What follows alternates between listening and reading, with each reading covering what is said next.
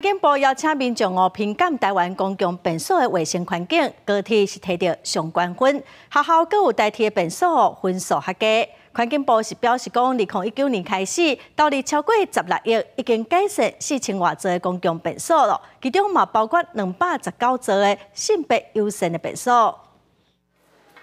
清洁人员摒尸摒扫，互民众出门在外，也有清气的便所通使用。环境部自2019年调查公共便所的清气程度，而且分级，计共列管45000间便所。今年也透过抽奖，写民众自主参与便所的评鉴。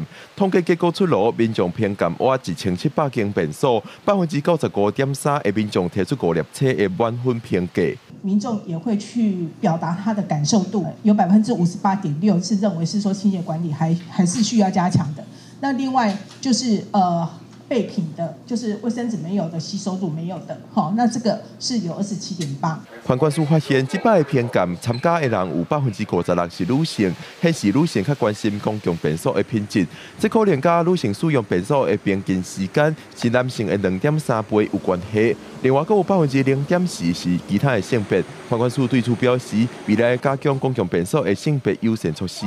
后续会特别加强性别友善厕所的一个补助跟兴建，那让不管是女性、男性或者是其他性别的国民，他都能够很安心的去使用这些厕所。环管署表示，2019年到达，中央已经投入超过16亿，改善超过4000间公共便所。环管署指出，这些的马桶偏旧式的马桶，对老岁仔也是各款性别的民众拢较优先。因在咧要求这些马桶甲旧式马桶要达到2:3的比例。目前已经有219个公共便所有达成这个指标。